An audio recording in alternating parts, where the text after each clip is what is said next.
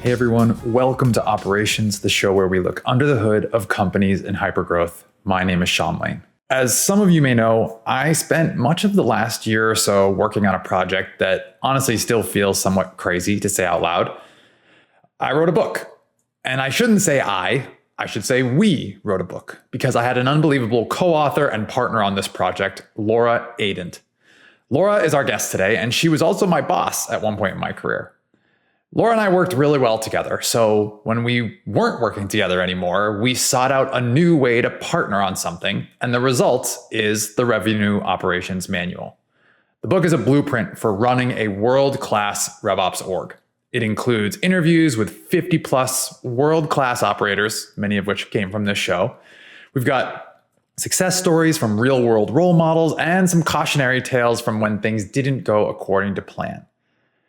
It's been a whirlwind, to say the least, since the book came out, so it was time for me to sit down with Laura and reflect not only on our process of writing a book like this, but what we hope operators get out of it. In our conversation, we chat about how the idea of the book came to be in the first place, which section of the book is like getting your master's in operations, and why learning about cake mixes in the 1950s will make you a better operator.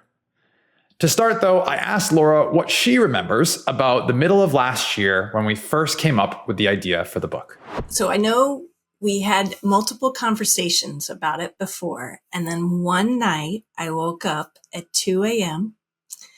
and I went to my favorite place in my house, which is my whiteboard.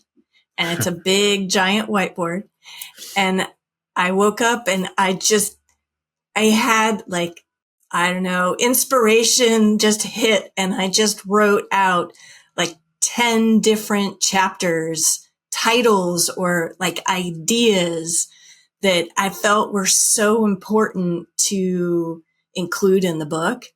And it was one of those moments that just feels like it's out of body experience. So you're just kind of standing back, and I'm like, it's 2 a.m. and I'm in my office on the whiteboard, staring at what feels like the start of the book. And I remember, I think the next day is actually when I wrote it down, and you were still working full time. And I wrote back and I'm like, here, I had this idea. Let's start. And just the little sparkles that come along with that, of just the excitement of being able to say, like, these are key themes that I think are important for every ops leader to be thinking about. It's kind of amazing. Like, you have those high moments where you're like so excited. And then there's also like these low lows where you're like, why did we do this? And also, who are we to even pretend like we should be people that someone should be listening to, right? And so like, I just remember that kind of fluctuation in those early days. And so when we made the transition from the kind of bulleted list of potential topics, maybe some chapter titles, into then starting to like actually add some color to that, what do you remember about that part of the process? Well, I remember that the fun part was that we had a spreadsheet. It was the spreadsheet that we used to manage the whole thing, and just being able to bounce off of each other. It felt like when we were working together, and it felt so natural to do this, bouncing ideas off of, and we'd have the chapter title and we kind of tweak it a little bit. And then we'd have like the things that we were going to cover in that chapter. Eventually we ended up having like full on questions that should be answered in the chapter. That came later, if my memory serves, but being able to tweak and get those titles quite right and be able to bounce off of each other. I think one of the very fun things that comes with working with a co-author that you know so well is that you can step back and you're like, wow, like, I don't really know who even wrote that.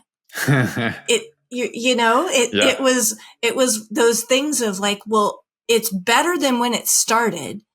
I don't even know how it quite which parts of the ingredients were, but it made it better being able to bounce off of somebody that had a different viewpoint, but one that's so complementary and works together really well. So I feel like it makes it better. So those parts were some of the fun parts, and being able to like, no, I think this is the order that it needs to go in. And I mean, we tinkered with that quite a long time, actually. We did. And I think the interesting part about that process was we knew kind of some themes and some ideas and some specific topics that we knew needed to be in the book, but we weren't really sure at the beginning, like what our kind of incremental contributions to the conversation about RevOps were going to be, right? And I think we kind of did that in like almost like a bi-directional way, where we had topics and then we had this awesome repository of the podcast, which was like 120 to 130 episodes deep at the time, that we would say, oh, I know which episode can support this particular topic. But then it was also just going through the old library and finding ideas and insights and learnings that would then drive the creation of a new topic that we weren't even thinking about including. And so it was kind of, it worked in both directions. And then I think only probably like 30 or 40% of the way through actual writing did we take a step back and say, oh my gosh, like we have this idea for the revenue operations mindset. Oh my gosh, we know how to make this applicable across a whole bunch of different types of companies and roles as opposed to one specific one. And like those were kind of the aha moments, I think, throughout the writing process that actually made the book what it is now, as opposed to just kind of like a collection of ideas and topics. Yeah. Yeah. It's funny.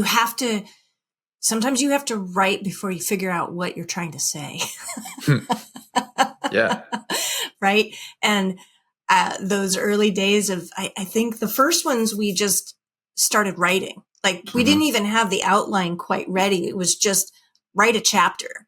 And we were sort of pushing each other to start, because if you don't start, there's no way to finish. Yeah. Right. You just have to start.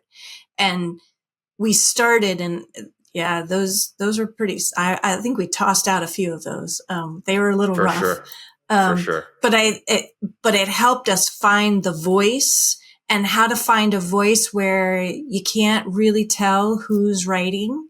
That was really important to us, of figuring out, so that it wasn't, oh, we've got two different dueling voices in this book. It was, how do we combine the best of both of us into something that, you can hear as an audience, or as a reader, you could hear it and be able to grab onto those ideas and concepts and kind of fundamentals. And I think that's really the operator's mindset was really a distillation of those core fundamental, what is it that we really believe about this role that is true regardless of the circumstances, of if you just have sales ops, or if you've got the whole 9 yards, or depending on which, whatever organization and whatever type of company you're in.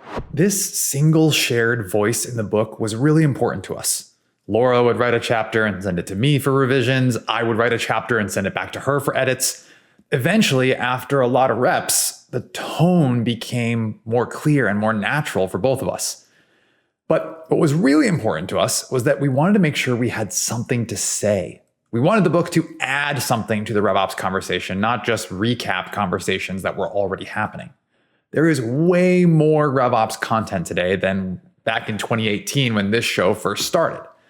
So I asked Laura straight up, what was it that made her think that we actually had something worth saying? One of the things that I think you and I talked about in the beginning is like, what kind of books do we like to read? Like, what are our favorites? What are the things that we really get a lot out of? And we even did this as an independent exercise, I think, of one of those divergent exercises of answer all these questions independently, and then let's compare what our answers were. And I know some of my favorites, and I know some of your favorites, you're a voracious reader, are things that you learn, you don't want to hear it over and over and over. So you actually want something new all the time as you're reading through this book. It should not be a reiteration. We pushed our limits a little bit with the revenue operator's mindset. Appears a few times in the books, but it's sort of to highlight different aspects of it. But we didn't want to just like have one message and just keep beating the drum on that. It was just, that's just boring to read and it's hard to read. So, and bringing in others' ideas. You and I are not going to have all the answers. We never did. And we don't really live that way or manage that way or lead that way. So why would we write a book that way? So in really being able to grab all those great ideas from others and lessons that people were able to share with you during the operations podcast was so important to just hear those other voices in there rather than being, just two voices. It's a lot more interesting when you have more voices, more stories. And that was these stories of how do we learn best? We learn best through stories. And it's not just the stories of the happily ever after. The happily ever after, like that's what a lot of these books that we have on our shelves are all about. They have the happily ever after and everything works out and everything was perfectly done. Well, those are not really like interesting stories and they're actually not quite real because, the hardest lessons we learn as individuals are the mistakes we make. And the thing that I always wanted to do is I always like to talk to people and find out like, well, okay, so what were the hardest things that you learned? Like, what are the mistakes you made? Because if I can learn from other people's mistakes, then they don't have to make them. And if I can share my mistakes so other people don't make them, great. It's a great way to pay it forward. And thinking through all of that, well, we anonymized all of it because people don't really want their name to the mistakes. Some of those are mine. And mine. Yeah. But anonymize it, share those little stories and be able to really add. I also like practical.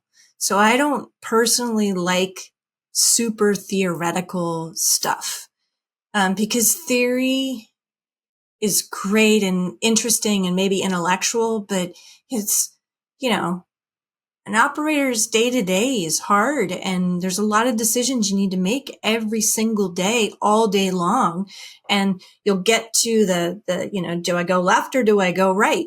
And being able to have a practical guide of like, hey, other people did this and they found this worked. So having practicality based in it really suited for my own personality and the things that we were wanting to provide something out there that at least we didn't see out there in the marketplace. You can see why I liked working with Laura so much and why she was such a great partner to have on this journey for our book. But enough about us and about our process. Let's talk about the lessons that operators actually care about. We ended up breaking the book into 4 different parts: build your knowledge, build your business, build your partnerships, and build your team. And while we pretty strongly believe that folks will open the book to the chapter that's most relevant to whatever problem they're facing that day, I wanted to get Laura's take on the things that she found most helpful from each section in the Revenue Operations Manual. Up first, build your knowledge. So build your knowledge is really about taking the broader perspective of operations and RevOps in particular of how do you think about knowing the information that you need to know to do your job really well. And it is a broader perspective of the business. So we talk about know your numbers and know what your company does. You need to know a lot more than you think you do. And really, how do you start out being able to really get into your business? And when we say know your numbers, it's not about knowing what the ops teams tracks. It's about knowing what the most important key performance indicators are. And so we have Allison Metcalf, who was from Demand Base, and she was on the podcast, and she talked a lot about like, what are the things that she looks at and how does she look at it from the macro categories, and really thinking about how do you do things that are not just single points. It's really diving into deeper. And so she has an example that she talks about of how the top number looked one way, but when you dug a little deeper, you could actually figure out what the outcomes that were important for the business. So yeah, so that's just an example of it. It's really important to not just stay in your little silo of, whatever operations organizations you are, is to really go broad and really make sure that you build your knowledge of the entire business. Yeah, Elson had that great analogy about all the world clocks that they would put up on the wall of the business, right? And that's where they would measure everything. I think the other thing that is so important about that first section is that, especially if you're new somewhere, you have this like amazing opportunity in this small window of time to just be a sponge. No question you ask at that time is a dumb question, right? No question is something that people are going to be like, why doesn't this person know this already? And so like, that's your moment. That's your moment to learn about the business. And I'm not talking about like what filters to put on a report. You can learn that anytime. Truly, like, how does this business work? Who is our ideal customer? What is the pain that they have that our product is uniquely positioned to solve? And like, it may not feel as though those are important things for an ops person to know, but it just gives you such important context to all the work you're going to be doing later in comp design, in planning their day in the life, in forecasting, right? If you don't understand who your customers are and how they buy and how your team interacts with them, like, good luck. Absolutely. All right. So let's talk about, you get that knowledge, you put that in place. Now it's time to actually build your business. I would say this is probably the meatiest of the 4 sections in the book, right? There's definitely the most content, the most chapters. And like, this is where a lot of the operational work is done. So there's a lot there, but like, what sticks out to you as the thing that like you really want people to take away from this particular section? Yeah, so this is the Ops-iest. It is, in fact, the Ops-iest. Yeah, it totally is. And I think it's the sort of all of those lovely templates, questions, how do you, what agendas should you be setting forth in different cadences? What do you need to think about with your forecasting? What are different forecasting possibilities of thinking about it from different angles and different perspectives, which I think we do a really good job. And we have a couple of former drifters actually in there giving a wonderful explanation. Paul Shea and Chris Lowry. It's Chris Lowry.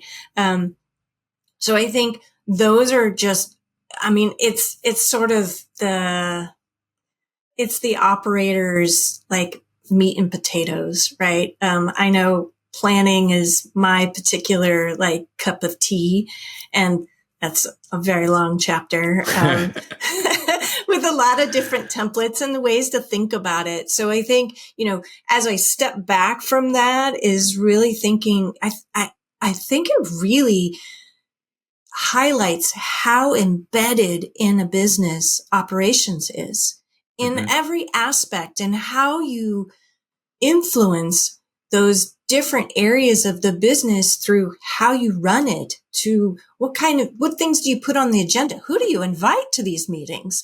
Right. So these things of, there's a lot of tactical how-tos, but if you zoom out, it really embeds, how do you think of it? It's not just it's not just the what, it's the how you do it. That really resonates and translates, even if you're not in a particular business that has this particular way of doing things. The core tenets of how you approach things is as important as what you do. Yeah, the breadth of it really hits you when you see how much content, how much responsibility kind of lives within what we've defined as RevOps within the book, right? And so I think one, it will give an appreciation to all of RevOps customers, hopefully, for like, this is the scope of stuff that we're talking about here. And if anything, you and I have talked about this a bunch in the past. Like, one of my concerns is the breadth of responsibilities of RevOps and whether or not that is getting too big, right? And so we'll talk more about team a little later, but how you design your team to tackle all of those projects is a really important part of this, but also just like knowing how other folks do it, right? That's a huge part of the stuff that we put in each of these things. And really the purpose of this show in the first place is you have these real world role models that we can look to see, how did they forecast Apple iPhones, right? And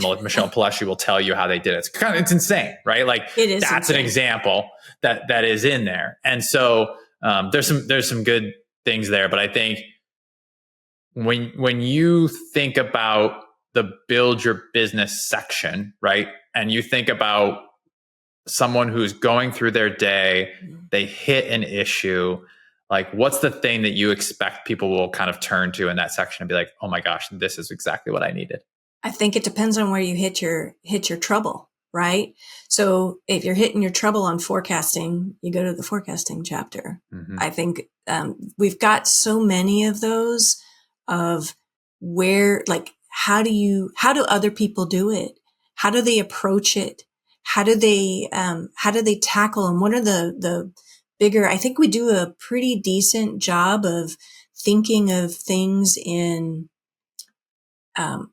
themes and approaches versus always being exactly tactical. We have some tactical for sure in there, but it's really, like, for example, on the compensation design, we talk about how it's really important to step back and say, okay, what are you trying to incentivize?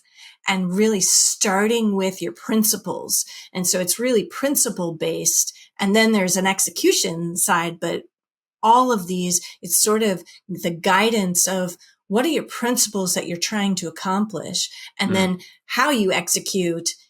We've got great ways to follow along that, but I think it's that's what really struck me about the build your business is thinking on how do you look at this from a principles perspective. As RevOps leaders, our roles require juggling marketing forms, enrichment, and complex lead routing. The entire inner workings of the go-to-market falls on our shoulders. But what if there was an easier way? That's why I'm excited to announce our new sponsor, Default. Imagine this: a lead submits a form on your website. Instantly, Default enriches the contact, intelligently routes different sized companies to different paths, schedules meetings, and logs everything in HubSpot or Salesforce.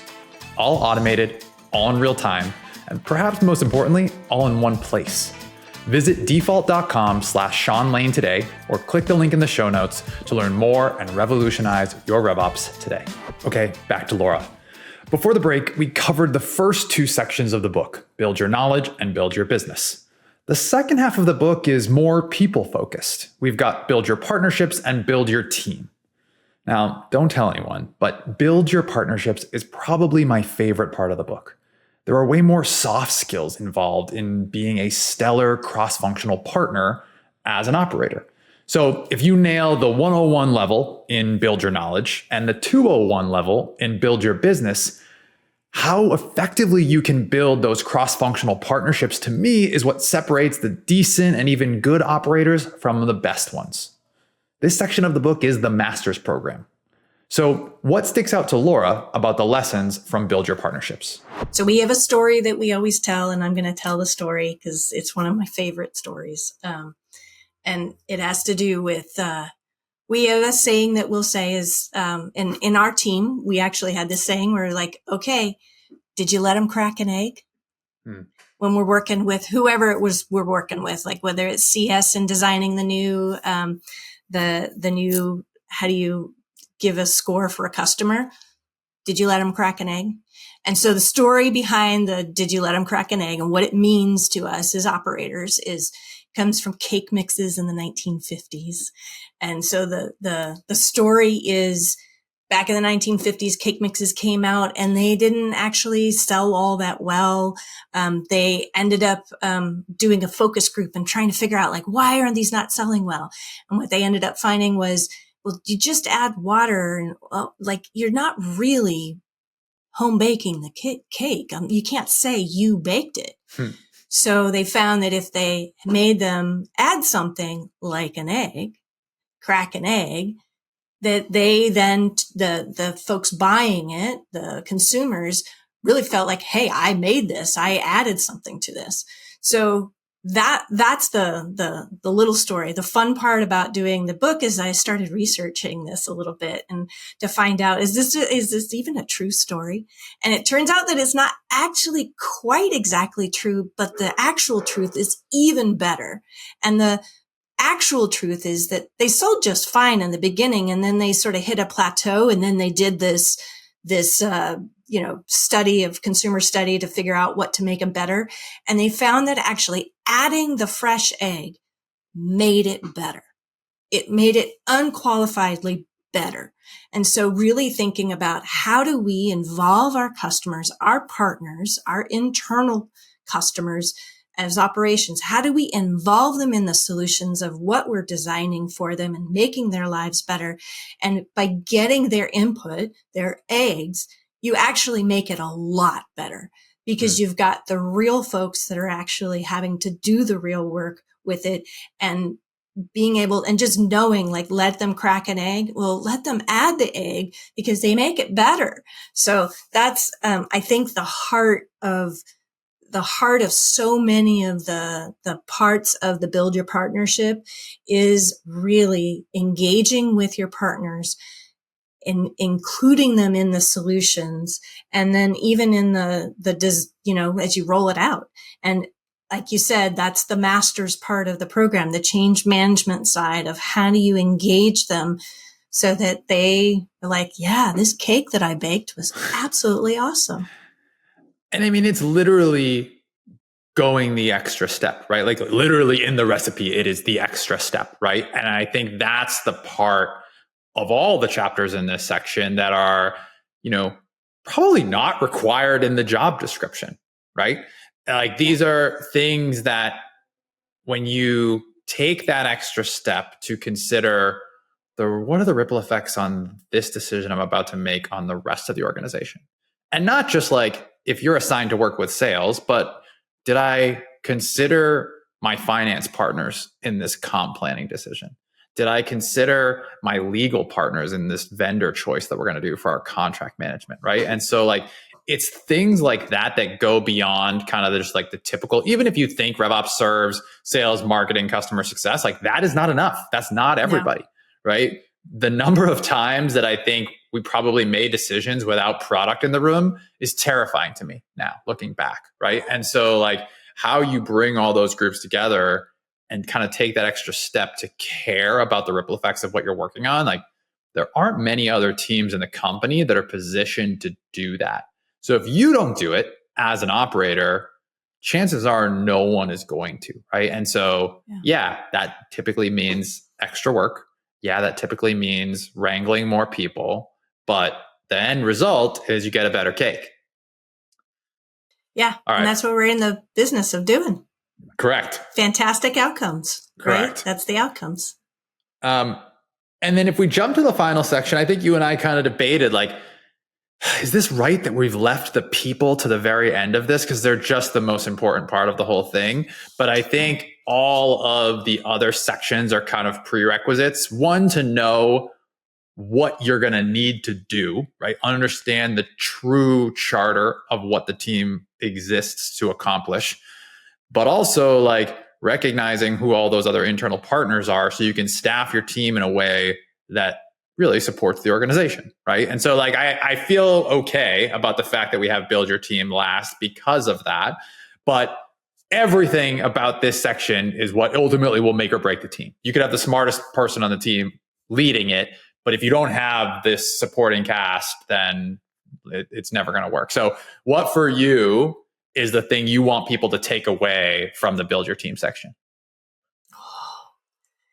So if the last section was the section 3 was your favorite part, this one was mine. For sure. This was, and yeah, it's sort of like, yes, it came last, but sometimes, well, in my opinion, you got to wait for the best for last, right? So because, I'm going to say a trite statement, teamwork makes the dream work. That is flat out like the only way it works when you have a team is being able to, really, how do you develop your folks? How do you identify the folks? How do you bring them in? How do you develop them? We brought in all of our favorite ways of developing teams, and we had some fantastic people that contributed to this section as well. So Will Collins, a shout out to Will, who is one of our favorite partners at Drift.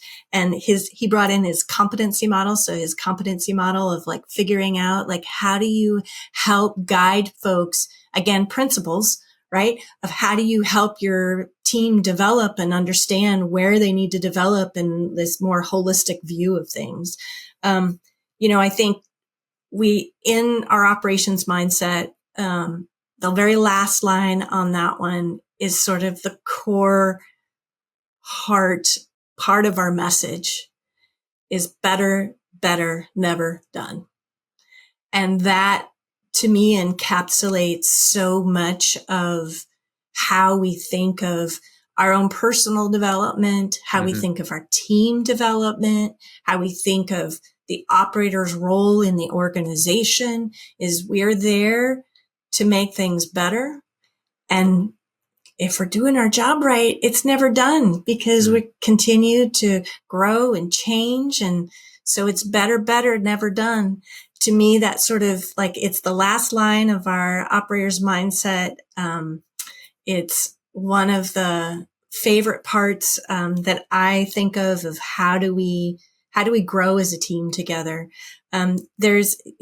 Sean, would you mind sharing the story that we have at the end of the book that just sort of made such a difference? It's like, it's one of those heart stories that really resonated. It kind of drove a lot of this section. Yeah. So it's one of my favorite episodes we've ever done of the show for this reason, for this story. So we had a woman named Karen Borchard on the show. She was a COO of a different company at the time. Now she's a CEO of a company called Alpaca. And at the end of every show, we say, tell us about someone who impacted you getting to the job you have today. And she was basically like, this might sound a little strange, but mine is Lin-Manuel Miranda. I'm like, all right, I'll bite. Like, why is it Lin-Manuel Miranda? And she basically told this story about how she's an avid runner. She's out for a run and she listened to the Hamilton soundtrack for the very first time. And it stopped her in her tracks on her run because she wanted, in her words, to stop and marvel at the work that this person had produced. And it basically triggered her to question whether the work she was doing at that time was something that people would marvel at later. She decided it wasn't, quit her job, and went on to do something else. And it's just the most inspirational thing. And this is not to say that what we do in ops is curing cancer or anything like that. We know that it's not, but I think you have to be proud of the work that you're doing, and you have to take pride in the fact that you are trying to make it better. And I think that was the thing that I probably did that Karen interview 5 years ago, and it just still I can recite it off the top of my head like I did it yesterday. And so I think that's really important. I also think the more people that we talked to for the book, the more people I talk to now at Beacon, there's just a lot of ops teams that don't have a lot of these team development fundamentals in place. And so I think people can come and truly copy paste some of these things if they wanted to into their organization. But what I would encourage people to do is take some of these, copy paste it, and then make it your own, right? Do exactly what we're trying to do with the book, which is make it incrementally better. And I think that's, one of the things that we took away from all the conversations, not that we just had in writing the book, but we're working together and running the business. Like, you seek out a role model, you figure out their way of doing it, and then you make it better, right? It's not just about taking exactly what they do. It's about, okay, I found these 3 different examples. I'll take a little bit from here, a little bit from here, and then I'm going to add my own little spin on top of it. And then I would come back to you, Laura. You were my boss. I'd say, hey, I think we've got the best version of this of anybody that I've talked to, right? And being able to confidently say that because we had done the research and talked to other people, that's kind of the difference there, right? And so, like, the color coding exercise that we have in the book that you brought to our team, like, I talk about that with people all the time and they love it, right? Because it actually works. The competencies from Will, they actually work, and it tees you up to have really meaningful development conversations, and it helps people to grow beyond the very narrow role that they may have started in ops, and it gives them the breadth that we talk about in the rest of the book. So there's just so many ways to approach it, but I think hopefully this gives people a little bit of a blueprint for ways that at the end of the book, they feel as though they can better themselves and then ultimately better the team and the company that they work at. That's the dream. If you look ahead a couple of years, book's been out, maybe some people like it, maybe some people bought it. What do you hope people come to you in a couple of years and say that they were able to do as a result of reading the book? I think, so what I would love to hear is for somebody to say, hey, I went from sort of not really liking my job and feeling like I was sort of in a box to, I love my job. I make a huge difference to the company. And my team is the best team in the business. Like, how much better is that? Like, that's outcomes, outcomes for the business, outcomes for the people that you work with, and personal outcomes of loving what you do. Like, operations is interesting and fascinating and hard, which makes it interesting and fascinating. And really thinking about so my ideal space is to have that conversation, have somebody, it made all the difference of like transforming my organization from a support organization into a strategic partner of the business that makes a difference. And my team is so jazzed to come into work every day. Love it. How about you? Oh, that's a good question. You're not supposed to flip stuff on me. I'm the host. I know. I want people to be able to, 2 things. One, I want people to know that, like, for just about any category of problem they might face in their day, they could pick this thing up, flip to a particular page, and there's going to be some nugget there that's going to help them get through that problem. I think the breadth of the stuff we cover in the book will make that possible for people. And I hope it's something people pick up again and again, depending on whatever particular moment they're at. More broadly, though, I hope that this ends up changing the perception of either an operator themselves or someone that works with operators to kind of put this role at the center of how a company runs, a go-to-market runs, and kind of like cement their value to the organization, right? I think there's still, even now, plenty of people, places, companies that don't ascribe the right value to this role, and the best people who are in this role, right? No role has perfect people in every place, right?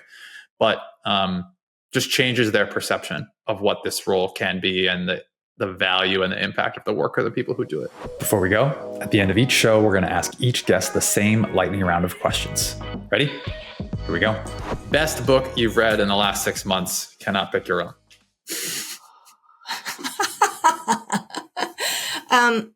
Say What You Mean. It is a phenomenal book about mindfulness and nonviolent communication. Love it. Favorite part about working in ops? Oh, there's just not one. It's all of it. It's the wonderful problems that we get to solve with the best people. All right, flip side, least favorite part about working in ops? This one's hard for me to answer. I think it's hearing the complaints that we get from everything from it's too cold in the conference room to why can't this work? Blah, blah, blah. Yeah. Someone who helped you get to the job you have today. There's a lot of people that have helped me in the job that I have today. One of the favorite that I have was a CFO who gave me my first management job, Chris Challam.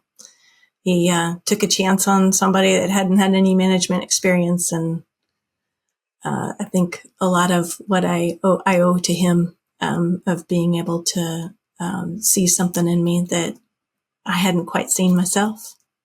Shout out, Chris. Thank you on behalf of all of us. All right, last one. One piece of advice for people who want to have your job someday. Take the opportunity to learn everything you can, regardless of where it comes from. So any meetings that you get to be in, learn all you can about whatever it is, whether it's the P&L or what the latest customer success issue is, or how the accounting team does certain very particular things. You never know when it's going to come in handy and how you can use it to help design a process that makes a difference for your company. Thanks so much to Laura for joining me on this episode of Operations, and of course for all of the partnership throughout the process that it took to write and produce and get the revenue operations manual out there into the world. Forever indebted to you for going on that journey with me. So if you like what you heard from Laura today, one, make sure you're subscribed to our show so you get a new episode in your feed every other Friday. Also, if you want to buy the book, we will have a special promo code in the show notes for listeners to the Operations podcast. So check that out. And also make sure you leave us a review. 6-star reviews only on Apple Podcasts or wherever you get your podcast. 6-star reviews only. All right, that's going to do it for me. Thanks so much for listening. We'll see you next time.